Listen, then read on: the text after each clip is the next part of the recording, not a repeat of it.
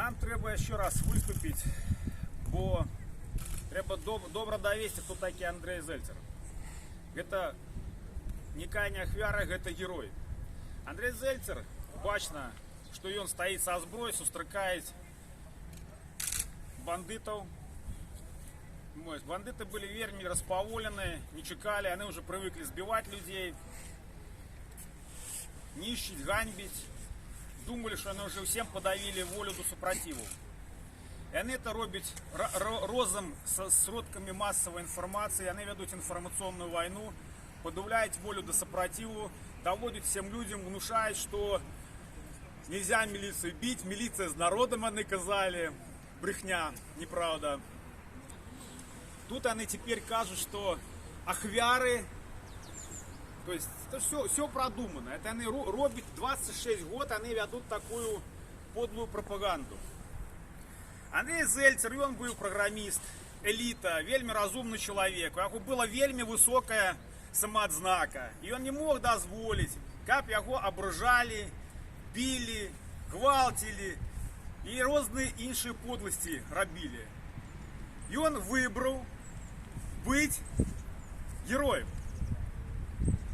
Взял стрельбу, все это на видео бачно, поважанные там агентура, разные макары и просто глупые люди, которые кажут, что менты сами своего забили. Я вам одну такую речь скажу. Если вы логично можете соображать, то не могли менты так спрогнозовать, что Андрей будет со зброей. И они нават пистолеты свои не поспели вытянуть. Вот. И тому они поплатились. Они думали, что подлость ихная будет завсёды перемагать. Вот, сбивать людей узброенными, хлусить то, что они робят. Это подлость. И они думают, что их подлость будет завсёды перемагать. Хамство, подлость и хлусня. Андрей оказался вельми разумный человек, бо программист, он был айтишником и подрыхтовался. Полицейанты, когда вошли, он одного забил, второго поранил. Зараз пошла такая волна, нібито яны сами один одного забили. Это робится для того, как люди не верили далей у себе, что в Беларуси могут быть герои. Оказалось, что есть.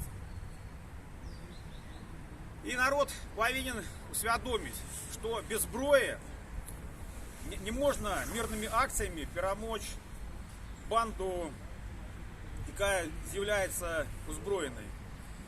На складах есть зброя, на этих у армии служат белорусы, а не китайцы какие-нибудь, альбо российцы. И треба поважать господарство, коли вы хотите досягнуть метаў, таких как незалежность, як кіраваць свою державой, добробыту. Бо многие хочуть добробыт, не взявши уладу. Добробыта не будет, бо у Беларусі немає беларускай улады, а есть только оккупация российская, якая робится праз режим внутренней оккупации. Это такие режимы, яким Лукашенко является агентом.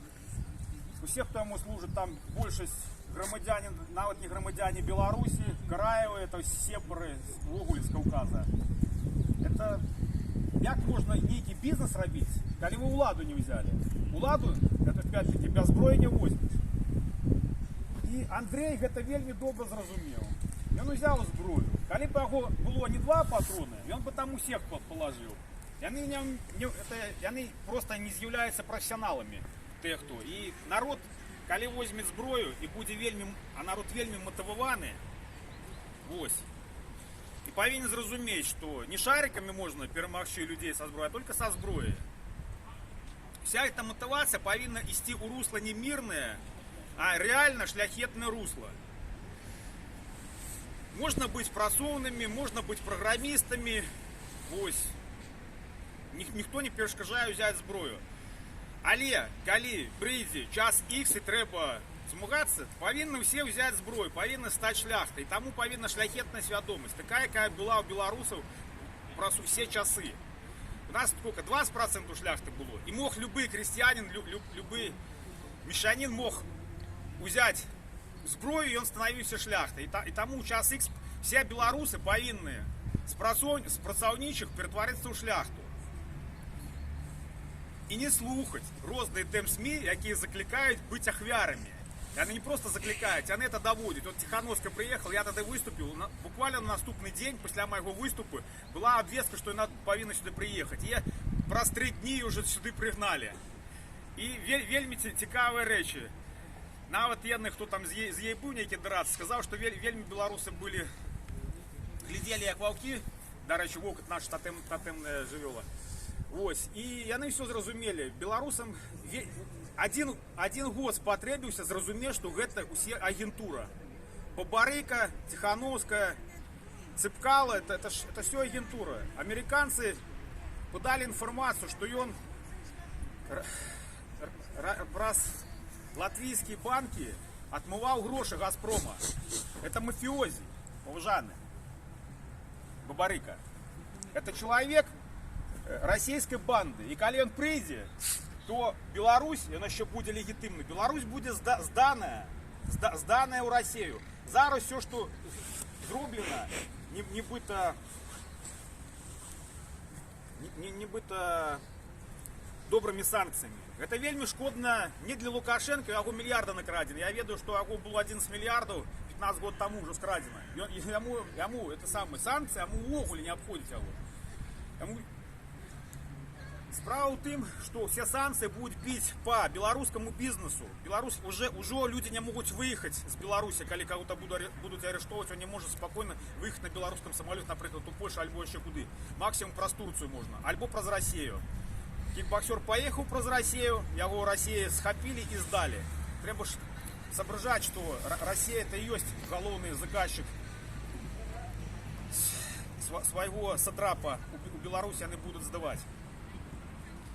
Так что санкции только нашкодили. Беларусь может выратовать только одно, это узброенный супротив. Про это ДМСМИ не кажут. Это ДМСМИ, конечно, не дивно, але они обслуговують ФСБ и Россию. Ахвярность, мовляв, не можна нічого